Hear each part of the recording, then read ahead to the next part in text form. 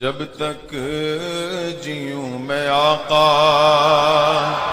کوئی غم نہ پاس آئے، کوئی غم نہ پاس آئے۔ شرک کرنے والے اللہ کے سوا نہیں پوچھتے مگر کچھ عورتوں کو، اور نہیں پوچھتے مگر سرکش شیطان کو، جس پر اللہ نے لعنت کی۔ اور وہ بولا قسم ہے میں ضرور تیرے بندوں میں سے کچھ ٹھہرایا ہوا حصہ لوں گا، قسم ہے میں ضرور بہکا دوں گا، اور ضرور انہیں آرزویں دلاؤں گا، اور ضرور انہیں کہوں گا کہ وہ چوپایوں کے کان چیر دیں گے، اور ضرور انہیں کہوں گا کہ وہ اللہ کی پیدا کی ہوئی چیزیں بدل دیں گے، اور جو اللہ کو چھوڑ کر شیطان کو دوست بنائے وہ صریح ٹوٹے میں پڑا۔ شیطان انہیں وعدے دیتا ہے اور آرزویں دلاتا ہے، اور شیطان انہیں وعدے نہیں دیتا مگر فریب کے۔ ان کا ٹھکانہ دوزخ ہے، اس سے بچنے کی جگہ نہ پائیں گے۔ اس آیت کو میں نے آج مکرر تلاوت کیا ہے، دوبارہ تلاوت کیا ہے۔ اسی آیت کا ایک حصہ کل میں نے سنایا تھا۔ اللہ عز و جل فرماتا ہے جو رب تعالیٰ سے شرک کرتے ہیں، یعنی دوسرا خدا مانتے ہیں، وہ کس کی پوجا کر رہے ہیں؟ وہ شیطان کی پیروی کر رہے ہیں، وہ اس شیطان کی پیروی کر رہے ہیں جس پر اللہ نے لعنت کی۔ اور وہ ایسا شیطان ہے جس نے رب سے یہ چیلنج کیا تھا کہ میں تیرے بندوں کو ضرور بہکاؤں گا۔ یہ اللہ رب العزت سے وہ چیلنج کر کے آیا، اور پھر 3 باتیں اس نے کہی تھیں اللہ کی بارگاہ میں۔ پہلی بات اضلنہم، کہتا ہے کہ میں ضرور انہیں راستے سے ہٹاؤں گا، ولا اضلنہم، میں ضرور ان کو سیدھے راستے سے ہٹاؤں گا، ولا امنینہم، اور انہیں لمبی آرزوؤں میں رکھوں گا، لمبی آرزوؤں میں، طول عمل بھی اس کو کہتے ہیں۔ کل اس پر میں نے بات کیا ہے۔ اور تیسری بات، 2 چیزیں، ایک راستے سے ہٹائے گا، اور دوسرے لمبی امیدوں میں اسے ملوث کر کے رکھے گا۔ تیسری بات ہے وہ کہتا ہے کہ میں انہیں حکم دوں گا، کس کو؟ اللہ کے بندوں کو۔ یہ اللہ سے کہہ رہا ہے شیطان، میں تیرے بندوں کو حکم دوں گا کہ وہ تیری بنائی ہوئی چیزوں کو بگاڑ دیں گے، تخلیق کو بگاڑیں گے، خلق خدا کو بگاڑیں گے۔ وہ کیا بگاڑیں گے، کس طرح بگاڑیں گے، بہت لمبی تفصیل ہے اس کی۔ یہ 3 باتیں اس نے رب تعالیٰ سے کہی کہ میں یہ 3 چیزیں جا کر کے تیرے بندوں کے ساتھ کروں، راستے سے ہٹانا، لمبی امیدوں میں انہیں رکھنا، اور پھر انہیں خلق خدا کے بدلنے پر اکسانا۔ یہ تینوں چیزیں شیطان آج کر رہا ہے، سب کے ساتھ کر رہا ہے۔ سیدھے راستے پر جانے والے کے لیے وہ 1000 ہیلے بہانے، بہت ساری چیزیں لا کر کے اس راستے سے انہیں ہٹا دیتا ہے۔ نماز کے لیے جا رہا تھا، اچانک فون آ گیا، کچھ نہ کچھ ایسا بہانہ بنا کہ وہ مسجد پہنچتے پہنچتے رہ گیا۔ شیطان یہاں سے خوش ہوتا ہے کہ میں اس کو اس کے راستے سے ہٹا دیا۔ کوئی طالب علم دین کا علم حاصل کرنے کے لیے جا رہا تھا، اس کے دل و دماغ میں دنیا کی ایسی محبت اور باہر کی ایسی خواہشات ڈالا کہ وہ اس راستے کو چھوڑ کر ہٹ ہی گیا، اس راستے سے ہی اسے ہٹا دیا۔ اور ہم بچوں کو دیکھتے رہتے ہیں، ہمیشہ میں دارالعلوم کے بچوں کو اسی بات کی نصیحت کرتا ہوں۔ جانتے ہیں ان کی فضیلت کیا ہے؟ ایک بچہ جو اپنا گھر چھوڑ کر آتا ہے اور مہمان رسول بنتا ہے، جب وہ قرآن کو حفظ کر رہا ہوتا ہے یا عالم دین بن رہا ہوتا ہے، اس کے بارے میں حدیث پاک ہے، میرے آقا صلی اللہ علیہ وسلم فرماتے ہیں اگر وہ طالب علم کسی بستی کے قبرستان کے پاس سے گزرے تو اللہ 40 دن کے لیے عذاب اٹھا لیتا ہے۔ کیوں اتنی فضیلت ہے اس کی؟ کیوں اتنی فضیلت ہے؟ اس کی وجہ یہ ہے کہ یہ طالب علم 100 شیطانوں سے روزانہ لڑتا ہے۔ علم دین حاصل کرنے والے کے پیچھے 100 شیطان لگ جاتے ہیں جو اسے راستے سے ہٹانا چاہتے ہیں، الگ الگ خواہشات ڈالیں، اسے کبھی ماں باپ کی یاد لے آئیں، کبھی اسے دنیا اچھی بنا کر کے پیش کریں، کبھی اسے باہر کی زندگی کے مزے دکھائیں۔ ان تمام چیزوں کو ذہن میں بٹھاتے بٹھاتے وہ اس راستے کو چھوڑ کے بھاگ ہی جاتا ہے۔ کچھ لوگ چلے جاتے ہیں، میں نے اپنے تجربے میں بھی دیکھا ہے، ایسے بھی طلبہ ہمارے ساتھ موجود جو 27 پارے حفظ کیے اور چھوڑ دیے، 3 پارے باقی رہ گئے تھے حافظ قرآن بننے کے لیے، وہ ابھی بھی ہے موجود ہے، اب گیریج کا کام کرتے کرتے وہ 27 پارے بھی بھول چکا۔ اور یہ بھی فرمایا گیا جو قرآن یاد کر کے بھول جائے قیامت کے دن اسے اندھا اٹھایا جائے گا، اندھا اٹھایا جائے گا، آیات قرآنی کو جو بھول گیا۔ بہرحال یہ شیطان ہے جو راستے سے ہٹا دیتا ہے، طلباء کے ساتھ لگا ہے، علماء کے ساتھ لگا ہے، نمازیوں کے ساتھ لگا ہے، مجاہدین کے ساتھ لگا ہے، کسی نہ کسی طرح سے یہ جو راستہ چل رہا ہے اس سے ہٹ جائیں۔ کبھی کبھار دیکھیں کوئی بندہ توبہ کر لیا گناہوں سے، توبہ کر لیا، پہلے نشہ کرتا تھا، شراب پیتا تھا، غلط سنگت میں رہتا تھا، توبہ کر کے وہ آ گیا، لیکن اب شیطان پہلے سے زیادہ اس پر طاقت لگا دیتا ہے۔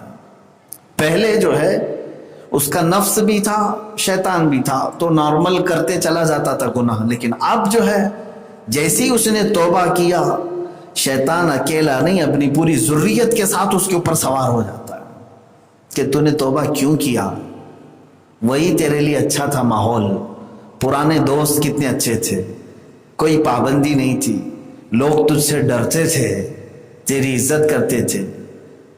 نشیڑیوں کو دماغ میں یہ ڈالتا ہے شیطان کہ تجھے لوگ ڈرتے تھے تجھ سے، اور تیرا ایک الگ ماحول تھا، تیری فیلڈ تھی، فلاں تھا، تو یہ اتنے کچوں کے دماغ میں لگاتا رہتا ہے۔ اس پر پلس انسانی جو شیطان ہے، ہاں انسانوں میں بھی شیطان ہے، یہ بھی اسے تنگ کرتے رہتے ہیں۔ مسجد میں دیکھا اس کو تو کہا یہ تو چرسی ہے، یہ کیسے مسجد میں آ گیا، یہ کب سے سیدھا ہو گیا، یہ جو تانے مارتے مارتے، یہ جو انسان اس طرح کے تانے مارتے، یہ انسانی شیطان ہے۔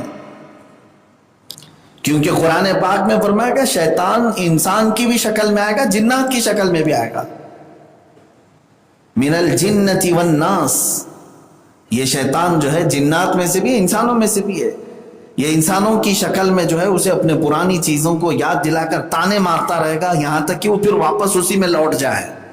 کچھ لوگ پیچھے پڑ جاتے ہیں اس چیز کے، ارے اس کا بیک گراؤنڈ معلوم ہے کیا تھا، فلاں تھا، وہ تھا، یہاں تک کہ حدیث پاک میں فرمایا گیا کسی کی بھی برائیاں پرانی یاد دلانا اللہ کو اتنا ناپسند ہے کہ عنقریب اللہ تجھے اس بلا میں گرفتار کرے گا اور اس کے مقامات بلند کر دے گا، تم اس میں چلے جاؤ گے۔ پھر یاد رکھنا، بلکہ اس سے بھیانک چیزوں میں بھی جا سکتے ہو، منع کیا گیا ہے۔ حتیٰ کہ رسول کریم صلی اللہ تعالی علیہ وسلم سختی سے پرانی چیزوں کو یاد دلانے کے لیے منع فرماتے تھے۔ میرے عزیزو، یہ شیطان ہی ہے جو راستہ بھٹکاتا ہے، یا تو پھر مصیبتیں لائے گا، مصیبتیں یاد رکھو یہ آزمائش ہے اللہ کی طرف سے، وہ کوشش کرتا ہے۔ تم سیدھے راستے پر آ رہے تھے، اچھا خاصا کام چھوٹ گیا، کام چل رہا تھا وہ کام چھوٹ گیا، دماغ میں شیطان یہی ڈالتا ہے کہ تیری نمازیں کہاں ہیں، تیرا کام تو نہیں دلا رہی ہے، تیرے وظیفے، تیرے قرآن کی تلاوت، تیرا یہ سب ماحول، جب تو غلط سنگت میں تھا تب تو تیرے پاس پیسوں کی ریل پیل تھی، اچھا خاصا تھا، یہ توبہ کر کے ادھر آنے کے بعد تو تیرا کام بھی چھوٹ گیا، نوکری بھی چلی گئی، پیسہ بھی نہیں ہے۔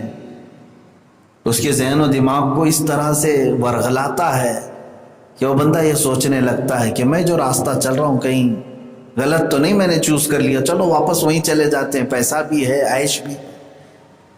واپس وہاں تک لے جانے پر شیطان اپنی پوری محنت جھونک دیتا ہے۔ پھر بھی میرے عزیزو ایک بات یاد رکھو، جو توبہ کر کے آ جائے اللہ اس کے ساتھ ہوتا ہے، اللہ اسے بچاتا ہے، اللہ اس کا مددگار ہے، ورنہ 100 شیطان جب مقابلہ کریں تو ظاہر سی بات ہے وہ ایک دن میں بھاگ جائے گا، اللہ کی اگر مدد اس کے ساتھ نہ ہو۔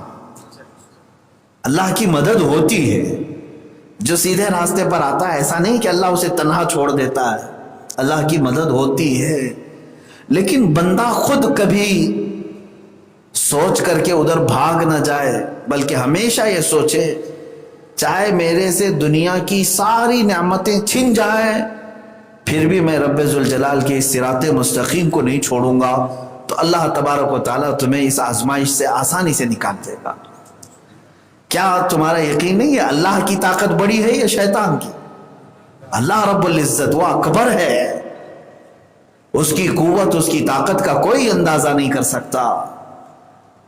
تو یہاں پر شیطان جو راستے سے ہٹاتا ہے اس کی کئی صورتیں، نماز کے راستے سے ہٹا دینا، دین کے راستے سے اسے نکال دینا، طلب علم کے لیے نکلا تھا اس راستے سے اسے ہٹا دینا، یہاں تک کہ ایک روایت میں ملتا ہے کہ شیطان روزانہ عصر کے بعد اپنی مجلس سجاتا ہے، پانی پہ اس کا تخت بچھایا جاتا ہے، پانی پہ تخت بچھاتا ہے، اور جو بڑا شیطان ہے اپنے سارے ذریت اولاد جو بھی اس کی گروپ ہے، تو گرو گھنٹال جمع کرتا ہے سب کو اور پوچھتا، رپورٹنگ لیتا ہے کہ کیا کیا کیا آج، کس کو بہکا ہے، کتنے لوگوں کو جھگڑے میں ملوث کیا، کتنوں میں کیا کیا کیا۔ تو فرمایا گیا کہ وہ شیطان سب کی رپورٹنگ لیتا رہتا ہے، ایک شیطان بڑھ کر کہتا ہے آج میں نے شوہر بیوی میں جھگڑا کرا دیا۔ شیطان کہتا ہے اچھی بات ہے، شاباش، اچھا کام کی۔ کہا ایک کو میں نے حرام کھلوا دیا، کہا اچھا کام کیا۔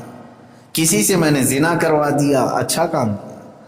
ایک شیطان آگے آتا اور کہتا ہے ایک بچہ قرآن پڑھنے کے لیے جا رہا تھا دارالعلوم، میں اسے بیچ راستے میں ہی بہکا کر واپس کر دیا۔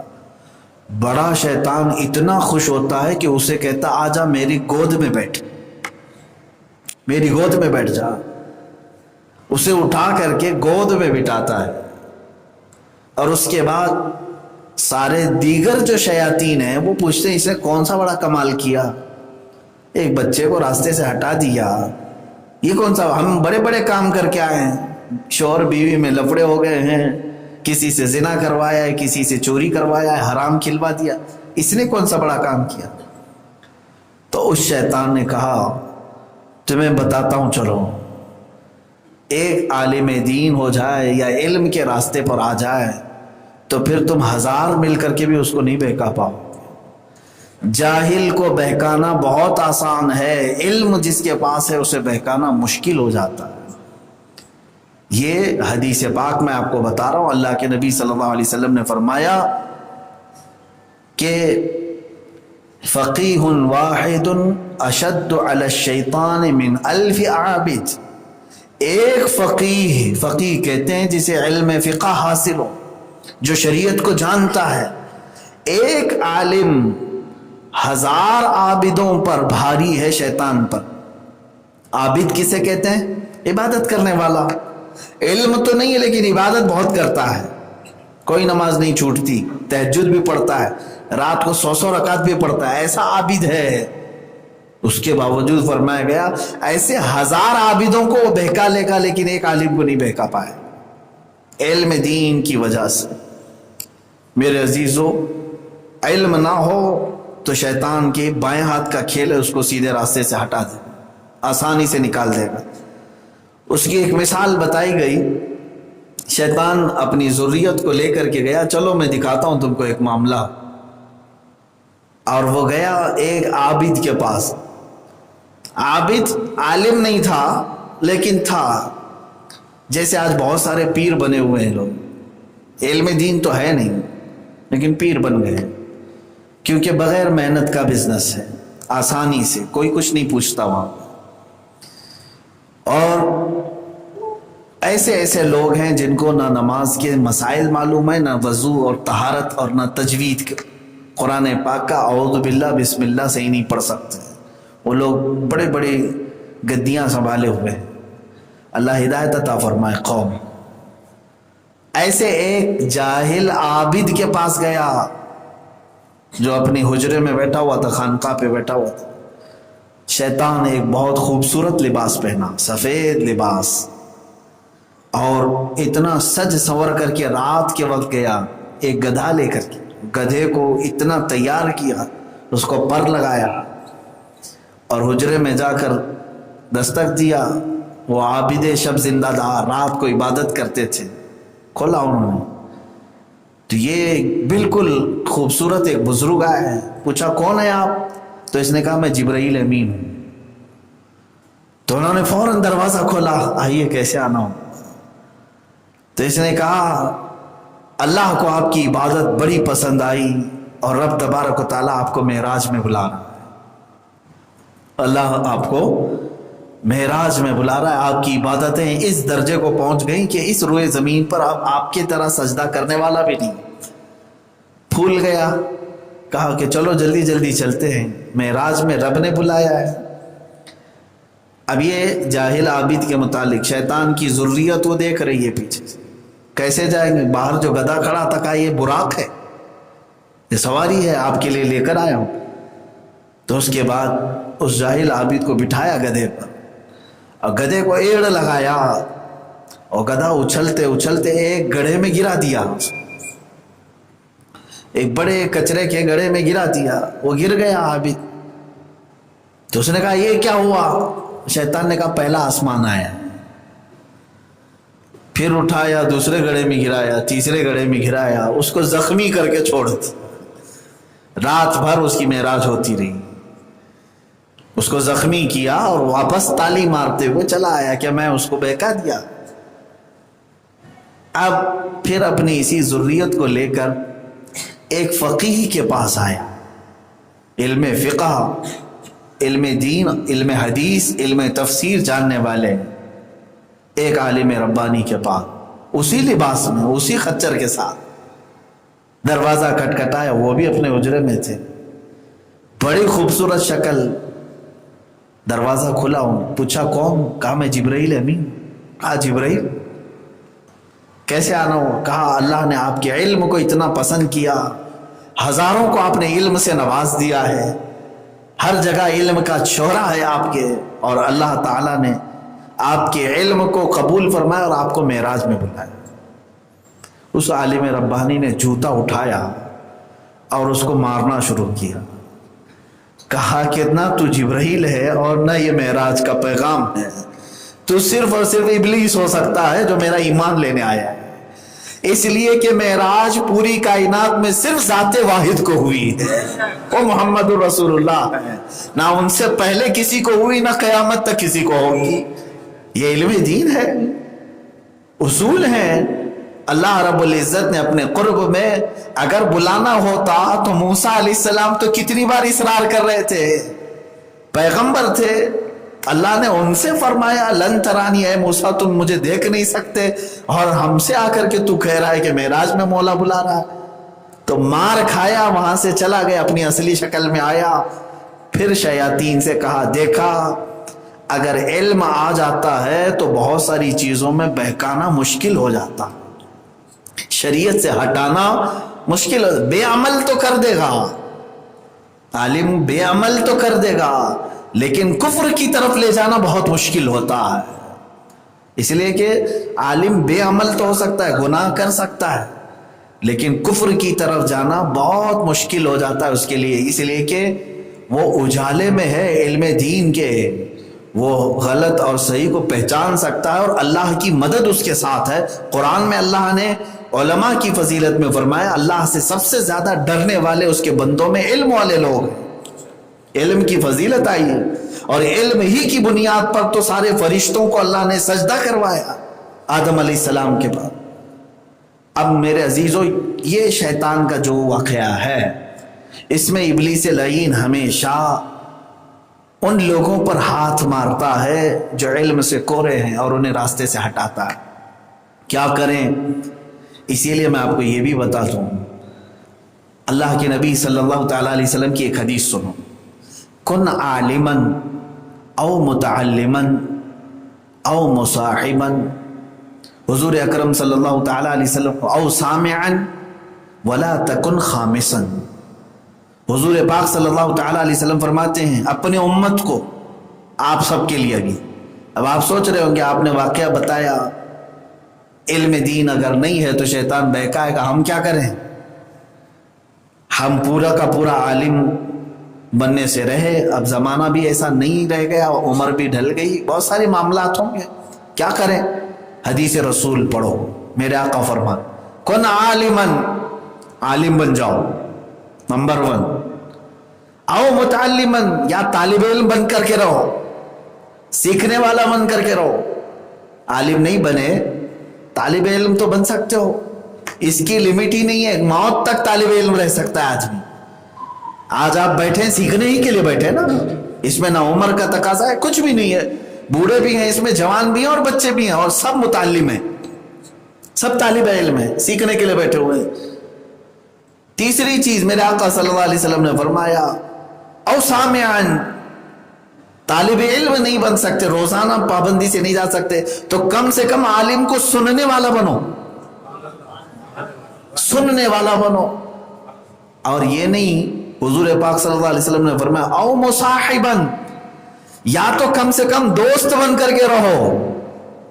आलिम नहीं बने, मुतालिम नहीं बने, सुन भी नहीं रहे, दोस्त तो बन करके रहो। वला तकुन खामिसन, मेरे आका पर 5वां मत बनना, हिलाक हो जाओगे। 4 बताए, आलिम बनो, या मुतालिम बनो, या सुनने वाला बनो, या उसका दोस्त बनो। ये 4 छोड़कर 5वां मत बनना, हिलाक हो जाओगे। ये रसूल करीम सल्लल्लाहु अलैहि वसल्लम की हदीस है। 5वां तुम्हें हिलाक कर देगा, यानी 5वां क्या है? ना आलिम है, ना मुतालिम है, ना सुनता है और ना दोस्ती करता है, बल्कि एक अलग ही लय में जाता है, तो फिर तुम्हारा और शैतान का बड़ा गहरा याराना हो जाएगा, उसके साथ कोई नहीं है। इसीलिए कुरान पाक की आयत भी ये कहती है, या अय्युहल्लज़ीना आमनू तक़ुल्लाह व कूनू मअस सादिक़ीन, ऐ ईमान वालो अल्लाह से डरो और अल्लाह के सच्चे बंदों के साथ रहो। क्यों? हमने दुनिया में देखा है, जिसके साथ बंदा रहता है उसी के तरह उसके साथ ट्रीट भी होता है। हाँ, नेता के साथ अगर कोई ताल्लुक है तो पुलिस भी हाथ लगाने से थोड़ा सा पीछे रहती है कि इसका सोर्स है, फला है, ये होता ही है ना। थोड़े बहुत अगर सोर्सेस हैं तो उसको अंदाजा कर सकते हो आप दुनियावी मामलात में। और अल्लाह वालों के साथ रहने पर इसी तरह शैतान के हरबों से बचे रहो, बचे रहो। यहाँ तक कि हज़रत इमाम राजी का वो मशहूर वाक़या मिलता है, ये कैसे बचे इसके, ये जो रास्ते से हटाता है कैसे बचे, इसके लिए आपके पास क्या रास्ता है, क्या हल है? उसका एक ही हल है कि उलमा से करीब रहो, उलमा की महफिलों में रहो, उलमा को सुनते रहो, या तलब इल्म में रहो। कभी इस फील्ड को छोड़ो मत, मरने तक ना छोड़ो। मैं ये नहीं कहता कि मेरे शागिर्द बन करके रहो, नहीं, हरगिज़ नहीं, मैं खुद ही अपनी तालिब इल्म हूँ। आप हमेशा अपनी मौत तक तलब इल्म में रहो, इसलिए कि मेरे आका ने फरमाया, उतलुबुल इल्म मिनल महदी इलल लहद, माँ की गोद से लेकर कब्र की गोद में जाने तक इल्म हासिल करो। इल्म हासिल करने के लिए जरूरी नहीं कि एडमिशन फॉर्म फिलअप करे उसके बाद ही जो है इल्म दीन हासिल किया करता है ना। जहां बैठे आदमी इल्म दीन हासिल कर सकता है, उलमा को सुनता है तो इल्म में इजाफा भी तो होता है। आज के ज़माने में और आसान है, घर बैठे इल्म दीन हासिल कर सकता है, मोबाइल है, इंटरनेट है, सारी चीज़ें आपके पास, इल्म हासिल करते रहो। इमाम मोहम्मद रज़ियल्लाहु ताला अन्हु इंतकाल का वक्त करीब आया, नज़ा का वक्त है, बिस्तर पर है, अपने एक शागिर्द को बुलाया और कहा कि ये फला फला मसला जो रज़ाअत का मसला था, बच्चे के दूध पीने के मुतालिक, या कोई विरासत का मसला पूछने लगे। वो इमाम हैं, इमाम मोहम्मद जो इमाम आज़म अबू हनीफा के शागिर्द हैं, और वो अपने शागिर्द को बुला करके पूछ रहे हैं मसला। शागिर्द ने बताया, हज़रत ये ऐसा ऐसा मसला है फलां किताब में, या फलां जुज़िया है, इस पर हदीस ये है।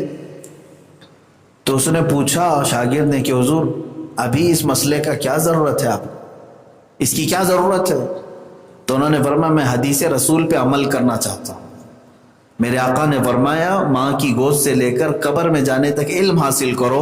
मैं मौत को बहुत करीब देख रहा हूँ, ये जो मेरे पास छोटा सा वक्त बचा है, मैं चाहता हूँ कि तलब इल्म में गुजारो, इल्म दीन में गुजारो। मेरे अजीज़ों, सबसे बेहतरीन अमल है मरने से पहले अगर कुछ कर सकते हो तो नमाज, रोज़ा, याद, जिक्र, अज़कार, बल्कि फरमाया गया वो कुछ इल्म हासिल करे। उस दौरान अगर इंतकाल हो गया तो उसको शहीदों और नबियों के दरमियान में उठाया जाएगा। हाँ, اب سنیے جو بات میں عرض کر رہا تھا، امام رازی کی ایک بڑے عالم دین ہیں، بڑے عالم دین، منطقی فلسفی اس زمانے کے، ان کے بڑے بڑے شاگرد ہیں، کتابیں ہیں ان کی۔ ان کے پاس ایک بار شیطان آ گیا، ابلیس، اور کہنے لگا اے رازی تو خدا کو ایک مانتا ہے، کیا دلیل ہے؟ انہوں نے دلیل دی، پوری کائنات ایسے ہے ویسے ہے، لہذا 2 خدا نہیں چلا سکتے، 3 خدا نہیں چلا سکتے، ایک ہی خدا ہوگا، چلا ہے۔ ابلیس نے ایک دوسری دلیل دے کر کے یہ کاٹ دیا، کہا ایسا بھی تو ہو سکتا ہے، ویسا بھی تو ہو سکتا ہے۔ ابلیس کسی عالم کی شکل میں بھی آتا ہے، اور بحث کرنے لگا۔ امام رازی نے دوسری دلیل دی، پھر تیسری دلیل دی اپنے خدا کے ایک ہونے پر، یہاں تک کہ بحث اتنی بڑھتی چلی گئی کہ امام رازی نے 360 دلیلیں دی اپنے خدا کے ایک ہونے پر، اور شیطان ہر دلیل کو کاٹتا چلا۔ اب مشکل میں آ گیا تھا ان کا ایمان، کہیں یہ نہ ہو کہ ظاہر سی بات ہے آدمی ہر بار اس کی دلیل کاٹ دی جائے تو سوچنے پر مجبور ہو جاتا ہے، کہیں ایسا تو نہیں کہ سامنے والا صحیح بول رہا میں اب تک غلط ہی تھا۔ تو اب جب یہ تزلزل آ گیا تو انہوں نے سوچا میں اب کیا دلیل دوں۔ اس وقت نسبت بچا لی تھی۔ امام رازی کے پیر و مرشد تھے حضرت نجم الدین کبریٰ رحمت اللہ تعالی علیہ۔ ایک سچا مرشد اپنے مرید کے حالات کو بھی دیکھتا ہے۔ وہ محسوس کر رہے تھے کافی دور سے، انہوں نے وہیں سے آواز لگائی اپنے مرید کو کہ اے رازی، یہ جو تیرے پاس آ کر بیٹھا ہے یہ عالم نہیں، یہ ابلیس لعین ہے، اس سے تو کیا بحث کر رہا ہے؟ انہوں نے اپنے مرید سے کہا کہ اس سے یہ کیوں نہیں کہہ دیتا کہ میں اپنے خدا کو بغیر دلیل کے ایک مانتا ہوں، میں دلیل ہی نہیں دینا چاہتا۔ تو یہ بات جیسی امام رازی کے کان میں آئی، انہوں نے فوراً کہا کہ تو ابلیس لعین ہے اور میرا ایمان پر تو خطرہ بن کر آ گیا تھا، میں اب خدا کے ایک ہونے پر تجھے کوئی دلیل نہیں دوں گا، میں نے خدا کو ایک مان لیا۔ وہ وہاں سے نکلا ہنستے ہوئے شیطان، اور کیا کہا کہ اس مقام پر میں نے کئی لوگوں کا ایمان لے لیا، اگر تیرا وہ پیر نہ ہوتا تو میں تو آج تجھے لے لیا ہوتا۔ تو میرے عزیزو، یہاں سے پتہ یہ چلتا ہے کہ سچوں کی صحبت بھی ہمارے ایمان کی حفاظت کرتی ہے۔ اب یہی ایک آپ کے پاس بھی اپائے ہے، حل ہے۔ عالم نہیں بنے تھے، متعلم نہیں بنے تھے، تو کسی شیخ کامل کی اور کسی عالم بعمل کی صحبت ضرور اختیار کریں، اور جب کبھی شکوک و شبہات آنے لگے تو فوراً محفل میں بیٹھ کر کے ان شکوک کو دور کر دیں۔ کبھی ایک بات یہ بھی میں بتا دوں، اللہ کا نظام کیسے ہے۔ دن بھر میں کچھ آپ کے دل میں وسوسے چل رہے تھے، خطرات منڈلا رہے تھے، یا کوئی سوال گردش کر رہا تھا، اور کبھی ایسا ہوتا ہے کہ کچھ ایسے وسوسے اور ایسے سوالات آتے ہیں کہ پوچھیں تو کس سے پوچھیں، لیکن وہ لوگ محفل میں آتے ہیں، اتفاق ایسا ہوتا ہے کہ وہ پورے بیان میں کچھ نہ کچھ ان کو مل ہی جاتا ہے۔ ہوتا ہے ایسے، ہم کو علم غیب نہیں کس کے دل میں کیا ہے، آپ کے دل میں کیا چل رہا ہے، آپ کے ذہن میں کون سا سوال ہے، کیا وسوسہ ہے، ہمیں یہ نہیں معلوم، لیکن اللہ اپنے حبیب کی امت کے لیے علماء کو القاء فرماتا ہے، یہ ذریعہ بناتا ہے رب تعالیٰ کہ ایک بندہ اس محفل میں آیا ہے اپنے دل کی اصلاح کے لیے، تو یہاں سے وہ چیزیں ظاہر ہو جاتی ہیں کہ اس کا دل مطمئن ہوتا ہے۔ یہ علاج ہے۔ کئی لوگوں نے ہم سے یہ بات بھی کہا کہ ہم پوچھنا چاہتے تھے لیکن الحمدللہ ہم کو جواب مل گیا۔ ایسا نہیں ہے کہ میں آپ کے علم غیب جانتا ہوں یا تینوں کے علم کو جانتا ہوں، نہیں، ہرگز نہیں، میں ایک نارمل سا بندہ ہوں، عام سا بندہ ہوں، لیکن اللہ اپنے بندوں کی حفاظت کا یہ انتظام فرمایا ہے، یہ نظام ہے۔ بہرحال اب سنیے 2 باتیں جو اور رہ گئی۔ ایک تو راستے سے وہ ہٹاتا ہے، تو اس سے بچنے کا ایک ہی طریقہ کہ اللہ والوں کی صحبت اختیار کرو یا علم دین کے راستے پر آ جاؤ، صحیح اور غلط کو پہچانو، تاکہ شیطان کبھی بھی تمہیں کوئی چیز چمکا کر کے پیش کرے تو تمہیں پتہ چل جائے کہ نہیں یہ شریعت سے ہٹی ہوئی چیز سیدھا راستہ ہو ہی نہیں سکتا. اچھا شیطان کہاں تک طاقت لگا سکتا ہے میں آپ کو بتاؤں سیدھا راستے سے ہٹانے کے لیے. میں اور ایک مثال آپ کے سامنے رکھتا ہوں. پتہ نہیں اگر آپ سب کے پاس جیسے ابھی کسی کا دیکھ لیتے ہیں کسی کو, ارے وہ بابا بہت پہنچے ہوئے ہیں. کیوں پہنچے ہوئے ہیں؟ کہا میں گیا میرے دل کی بات کر دی بابا نے. ارے وہ تو کبھی کسی سے بھی ہو سکتا ہے, کبھی کسی سے بھی کچھ ہو سکتا ہے. یہ اس کے پورے شریعت پر یا اللہ تک پہنچے ہوئے ہونے کی دلیل نہیں. سب سے پہلے چاہے کسی کو بھی ہو ذہن میں یہی رکھیں, جو میرے نبی کونین صلی اللہ تعالی علیہ وسلم کی زندگی کو چھوڑ سکتا ہے پھر وہ کوئی سیدھا راستے پر آ ہی نہیں سکتا. کسی کو بھی پرکھنا ہے تو کس راستے پہ؟ حضور کی سیرت پہ پرکھنا ہے بس. میرے آقا صلی اللہ تعالی علیہ وسلم نے زندگی بھر کبھی نماز چھوڑی؟ حضور سے بڑھ کر کے کوئی مرشد کامل ہے؟ اتنی تو بات ذہن میں ہے نا. نبی کونین کا راستہ ہی سب سے بہتر راستہ ہے یا نہیں؟ اب مجھے بتاؤ میرے عزیزوں, جو ڈھکوسلے پیر آ کر کے تمہیں کہتے ہیں نہیں ہم دل کی نماز پڑھتے ہیں, تو حضور نے دل کی نماز کیوں نہیں پڑھی؟ صدیق اکبر نے کیوں نہیں پڑھی؟ فاروق اعظم نے کیوں نہیں پڑھی؟ غوث اعظم نے, غریب نواز نے کیوں نہیں پڑھی؟ ان کی سیرت میں تو ایک قضا نماز بھی نہیں ملتی. تو اتنے بڑے بڑے جو اکابرین امت ہیں ان سے نماز نہیں چھوٹتی تھی, اور یہاں یہ نماز چھوڑ کر گانے بجانے اور تھرکنے میں اپنی محفلیں پوری کرتا ہے, اور پھر کہتا ہے نہیں ہم طریقت والے ہیں. طریقت والے نہیں, شیطانیت والے ہیں. طریقت سے کوئی ان کا تعلق نہیں. جو میرے آقا صلی اللہ علیہ وسلم کے راستے سے ہٹا, وہ چاہے کتنی بھی بڑی پگڑی پہنے, کتنا بھی بڑا جبہ لائے, نہیں وہ سیدھے راستے کا امام نہیں ہو سکتا. یہ ہمیشہ کسوٹی رکھیں آپ ذہن میں. اب میں آپ کو بتاتا ہوں شیطان کتنے کتنے بڑے بڑے بابا لے کے آتا ہے. شیخ عبدالحق محدث دہلوی رحمۃ اللہ علیہ دلی جب تشریف لائے, ایک بہت بڑے محدث عالم دین کی بات کر رہا ہوں, مدینہ طیبہ سے یہ رسول کریم صلی اللہ تعالی علیہ وسلم کے بشارت پر ہندوستان آئے تھے. خواب میں میرے آقا صلی اللہ علیہ وسلم نے انہیں حکم دیا کہ ہند میں جاؤ اور میری حدیثوں کو پھیلاؤ. علم حدیث پھیلانے میں شیخ عبدالحق محدث دہلوی کا سب سے بڑا کردار ہے ہندوستان میں.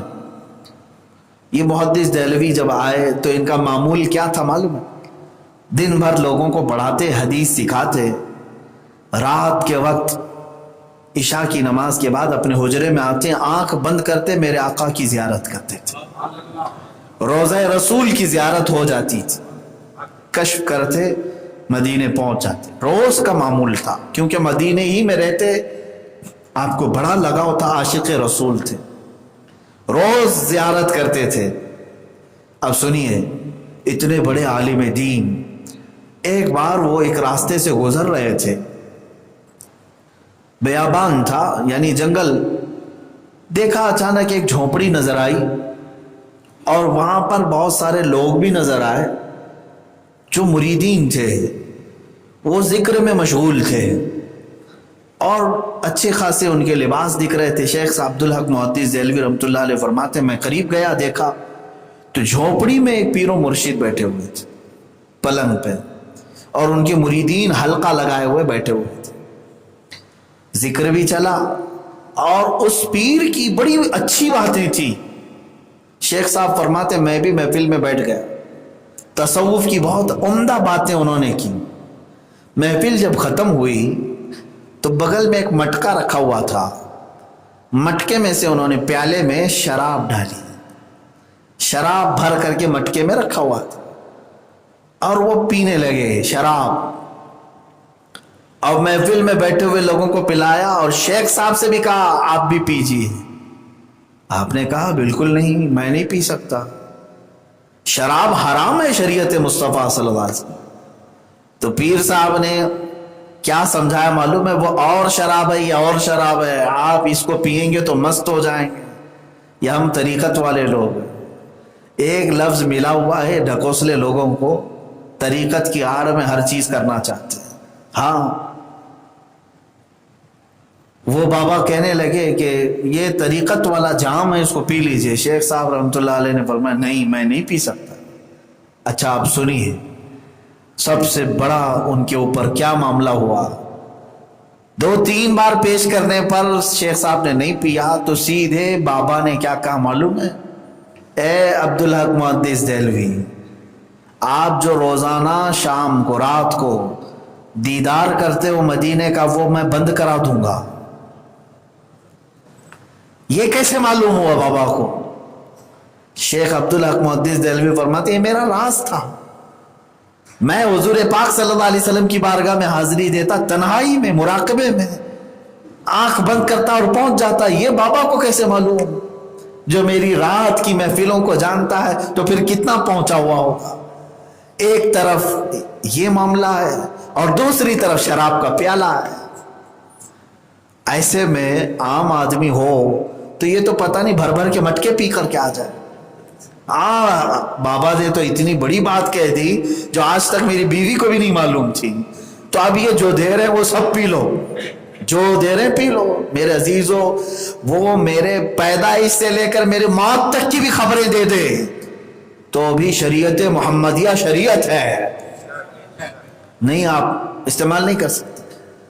مثال میں آپ کو یہ بھی بتا دوں، میرا ہاتھ چر گیا، خون کا فوارہ جاری ہوا، کوئی بابا آیا ہاتھ مارا، چمڑی پوری پیک ہو گئی، خون بند ہو گیا، وہ اگر اس کے بدلے میں کہہ دے 1 کپ شراب پی لو، ہرگز نہیں میرے عزیزو۔ وہ میری گردن کاٹ کر کے دوبارہ بٹھا کے دکھا دے تب بھی میں شراب کا 1 پیالہ نہیں پیوں گا۔ کیوں؟ ہمارے لیے یہ شعبدہ بازی جادوگری یہ معیار نہیں، ہمارے لیے شریعت مصطفیٰ معیار۔ میرے آقا صلی اللہ تعالیٰ علیہ وسلم کی شریعت سے ہم 1 قدم بھی کبھی کسی وقت میں نہیں ہٹیں۔ لیکن یہاں شیخ صاحب کے لیے بڑا مسئلہ تھا، سوچ رہے تھے یہ دلیلیں بھی دے رہا ہے کہ یہ وہ شراب نہیں ہے، جام ہے، فلاں ہے، پیوں کہ نہیں پیوں، کشمکش میں آ گئے۔ اگر یہ آدمی غلط ہے تو پھر میری رات کی محفل کے بارے میں جانتا کیسے، میرے مراقبے کو پہچانتا؟ اس کشمکش میں لڑتے رہے کافی دیر تک، جھنجھلا کر کے اٹھ گئے، جو ہوگا دیکھا جائے گا، آج تو نہیں پیوں گا، آج تو نہیں پیوں گا، پھر دیکھ لوں گا۔ اٹھ کر کے چلے گئے۔ اب سنیے، واپس آئے، شام تک یہی ٹینشن رہا۔ رات کے وقت جب عشاء کے بعد آپ اپنے شاگردوں کی محفل سے ختم ہوئے، مراقبہ کرتے، آنکھ بند کرتے، حضور پاک صلی اللہ تعالیٰ علیہ وسلم کے روضے کے قریب تصور میں جب جاتے تو دیکھا کہ حضور کے روضے کے باہر وہی بابا کھڑا ہوا ہے۔ تصور کی بات ہے، وہ بابا کھڑا ہے اور دروازہ بند ہے، اس کے آگے کا کچھ نہیں دکھتا، نہ حضور دکھتے ہیں نہ روضہ رسول دکھتا ہے۔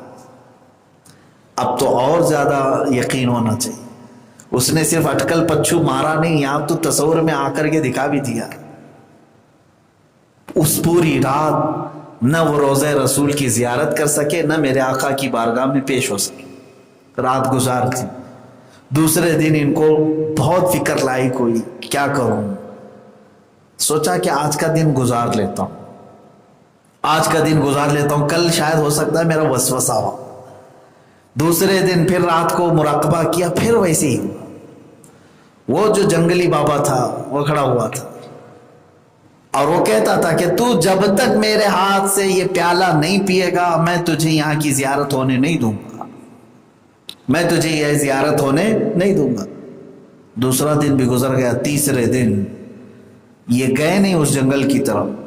سوچتے ہیں کہ اگر آج بھی ایسا ہو گیا تو پھر اب تک میں جو شریعت پر چل رہا تھا اس کا کیا، اب تک جو شریعت پر چل رہا تھا اس کا کیا ہے۔ شیخ عبدالحق محدث دہلوی نے ہمیں ایک بہت بڑا میسج دیا، ایسے موقعوں پر کرنا کیا چاہیے۔ حق و باطل کو پہچاننے میں اگر دشواری آ رہی ہو، دقت آ رہی ہو، اس کو پکڑوں کہ اس کو پکڑوں، کیا دیکھوں، ایسے وقت میں کرنا کیا چاہیے۔ تیسری رات آپ عشاء کے بعد وضو کر کے بیٹھے، ان کو معلوم تھا کہ آج بھی یہ بابا رہے گا اور مجھے زیارت کرنے نہیں دے گا، صرف اس کی شکل نظر آئے اور کچھ نظر نہ آئے۔ تیسرے دن آپ نے کچھ نہیں کیا، مصلی بچھا اور کھڑے ہو گئے، بیٹھ گئے، مراقبہ کرتے سیدھے رسول پاک کو پکارا، اے اللہ کے نبی صلی اللہ تعالی علیہ وسلم بہت دیر ہو گئی، اگر میں حق پر ہوں تو واضح فرما دیں، اگر وہ حق پر ہے تو واضح فرما دیں، اس کے بعد اب میں کسی اور سے فیصلہ لینا ہی نہیں چاہتا۔ ایسے معاملات میں ڈائریکٹ کس کو پکارا جائے گا؟ رسول پاک، سپریم وہی ہے، وہیں سے آواز۔ اتنی بات شیخ عبدالحق محدث دہلوی نے کہی، اچانک روضہ رسول سے آواز آئی، اخرج یا کلب، اے کتے باہر نکل جا۔ اتنا حضور کے روضے سے آواز آئی، جو بابا کھڑا تھا وہ وہاں سے بھاگ گیا۔ حضور کی دربار سے آواز کیا آئی؟ اے کتے باہر چلا جا۔ اور پھر روضہ رسول کی زیارت ہوئی اور میرے آقا کی بھی زیارت ہوئی۔ شیخ عبدالحق محدث دہلوی سجدے میں گر گئے اور کہا، اللہ نے اپنے حبیب کی شریعت کو بچایا۔ اب سنیے، اس کے بعد دوسرے دن یہ اٹھے، دل کا اطمینان ہو گیا، سوچا کہ اس کے پاس جاؤں کہ نہیں جاؤں، دیکھوں کہ نہیں دیکھوں، کہا دیکھ لیتا ہوں۔ اس نے کہا تھا زیارت ہونے نہیں دوں گا، لیکن میں تو زیارت کر لیا، 2 دن تو نہیں دیا، تیسرے دن تو ہو گئی۔ اب یہ اس راستے پر گئے تو دیکھا وہاں پر جھوپڑی ٹوٹی ہوئی ہے، مرید بکھرے پڑے ہیں، کپڑے بٹے ہیں، کوئی نہیں دکھ رہا ہے۔ یہ گئے، جا کر کے جلدی سے ان لوگوں کو اٹھا، کہا کہاں ہے پیر صاحب، کہاں گئے بابا؟ تو لوگ سب بچھک کر کے اٹھے اور کہا کہ کیا بتائیں، عجیب سا ہو گیا۔ کہا کیا؟ کل کی رات ہم سب بیٹھے ہوئے تھے، بابا ہمارے آنکھ بند کر کے بیٹھے ہوئے تھے، کچھ کر رہے تھے، عمل کر رہے تھے، اچانک ہماری جھونپڑی میں ایک زلزلہ، طوفان جیسی ہوا آئی اور ہمارے بابا کتا بن گئے اور ہماری جھوپڑی سے کتا بن کر کے نکل گئے۔ شیخ عبدالحق محدث دہلوی نے فرمایا، تمہارے بابا بنے نہیں، ہمارے مرشد نے انہیں بنایا۔ یہ رسول پاک صلی اللہ تعالی علیہ وسلم کی ایک نگاہ تھی جو اپنوں کو بچایا اور باطل کو ان کا مقام دکھایا۔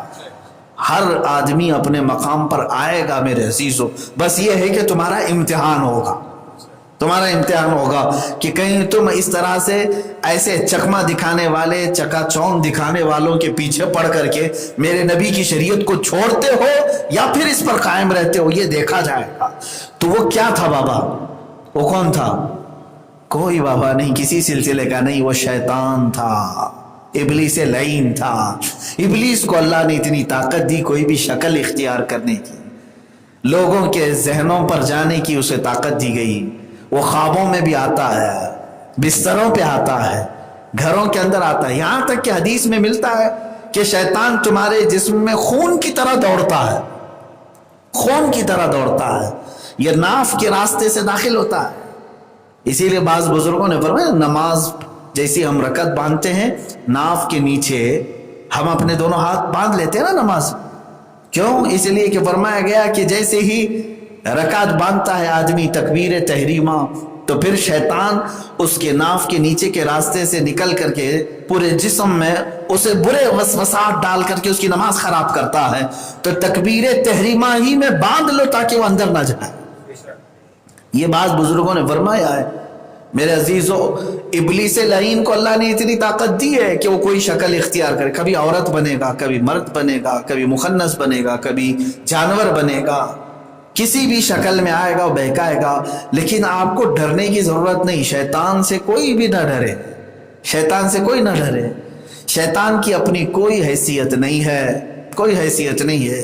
وہ شعبدہ بازی تو کر سکتا ہے، لیکن رحمان کی طاقت و قوت ہمارے ساتھ، اللہ ہمارے ساتھ ہے، یہ یقین ہمیشہ رہے۔ ہم نے بعض بچوں کو اور بچیوں کو سنا ہے کہ شیطان کا نام لے کر کے ڈراتے ہیں۔ میرے عزیزو، کون سا خوف؟ کس بات کس سے ڈرتے ہو؟ اللہ کا بندہ شیطان سے کبھی نہ ڈرے۔ شیطان اگر قریب میں آ بھی جائے اپنی اصلی شکل میں تو اس کا ہاتھ بھی پکڑ لو، وہ تمہیں موت نہیں دے سکتا۔ موت و حیات صرف رب قدیر کے پاس ہے، نہیں دے گا۔ ہاں تمہیں ہو سکتا ہے کہ کچھ نقصان پہنچائے، کچھ بھی کرے، اتنا تو کوئی دوسرا بھی کر لیتا ہے نا۔ تو ڈر کس بات کا؟ شیطان سے نہ ڈر، شیطان سے کوئی خوف نہ ہو، وہ کچھ نہیں کر سکے گا تمہارے ساتھ۔ ہاں بھیانک شکلیں لا کر کے ڈرانے کی کوشش کرے گا، لیکن رحمان کے بندے وہ ہیں جو اس سے خوف نہیں کرتے۔ اب یہ تھا راستے سے ہٹانے کے اس کے جو طریقے ہیں، وہ کیا کیا بن کر کے آتا ہے، کیا کیا دکھاتا ہے۔ آج کے مسلمانوں کو میں یہی کہتا ہوں کہ چھوٹی موٹی چیزوں سے بہک جانے والے لوگ پھر جب دجال آئے گا تو کیسے محفوظ رہو، کیسے دین پر قائم رہو؟ وہ تو مردے کو تمہارے سامنے زندہ کر کے دکھائے، بارش برسا کے دکھائے گا، چٹکی مارے تو زمین سے سبزہ نکل جائے گا، اور اپنی جیب سے جتنی چاہے سونے کے سکے نکال کر تمہارے سامنے پھینک دے گا۔ تو پھر یہ دولت کی ہوس رکھنے والے لوگ تو پتہ نہیں دجال کو کبھی مان لیں گے۔ اسی لیے ہمیشہ سے یہ ہمیشہ بات یاد رکھ۔ آج یہ ایک حدیث پاک میں نے پڑھا، قیامت کے قریب دریائے فرات سے سونے کا پہاڑ نکلے گا۔ عراق میں ہے یہ دریائے فرات، حدیث میں ہے، سونے کا پہاڑ نکلے گا، ہر کوئی وہ سونا لینے کے لیے وہاں دوڑ پڑے گا، یہاں تک کہ قتل و غارت ہوگی۔ اتنا قتل ہوگا کہ 100 میں سے 99 مر جائیں گے، ایک بچے گا۔ اتنے لوگ مارے جائیں گے وہ سونا لینے کے لیے۔ لیکن میرے آقا صلی اللہ علیہ وسلم نے فرمایا تمہاری زندگی میں اگر وہ پہاڑ ظاہر ہو جائے تو تم میں سے کوئی بھی اس میں سے ایک تنکا بھی نہ لے ورنہ ہلاک ہو جاؤ۔ تو بہرحال یہ دولت کی ہوس رکھنے والے شیطان سے قریب ہو جائیں گے، دجال سے قریب ہو جائیں گے، اس کے بہکاوے میں آ جائیں گے۔ ہمارے ذہن و دماغ میں ہمیشہ یہ بات رہے کہ سب سے بڑھ کر کے میری نظر میں رسول پاک کی شریعت ہے، میرے آقا کی شریعت ہے۔ اس سے جو ہٹا وہ پھر چاہے کسی خاندان کا ہو، کسی دربار کا ہو، یا کسی جگہ کی ڈگری کا فارغ ہو، شریعت سے ہٹا ہے تو پھر وہ رسول کریم صلی اللہ تعالی علیہ وسلم تک پہنچانے والا نہیں ہو سکتا۔ یہ معیار رکھو، انشاءاللہ العزیز شیطان کے حربوں سے محفوظ رہو گے، بچے رہو گے۔ بہت سارے نوجوانوں کو دوست آتے ہیں، سوالات ڈالتے رہتے ہیں دماغ میں، ارے ایسا ہے، تمہیں پتہ ہے، تم کو کیا معلوم ابھی کلمے میں کتنے خدا ہیں؟ مولانا لوگ تھوڑی نہ بتاتے ہیں، لا الہ الا اللہ ہے، اس میں تو کئی خدا ہیں، تمہیں کیا معلوم ہے؟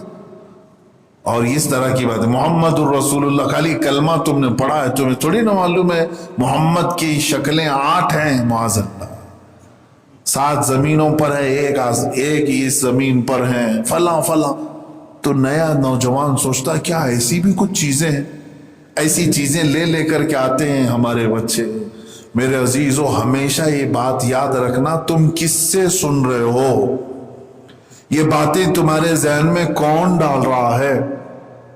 پہلے یہ دیکھو کیا وہ جو تم سے سوال کر رہا ہے یا جو ذہن میں تمہاری بات ڈال رہا ہے وہ میرے آقا صلی اللہ علیہ وسلم کی محبت میں فنا ہے، شریعت مصطفیٰ کا پورا کامل پیروکار ہے؟ تو پھر کان لگا کر کے سنو اس کی بات۔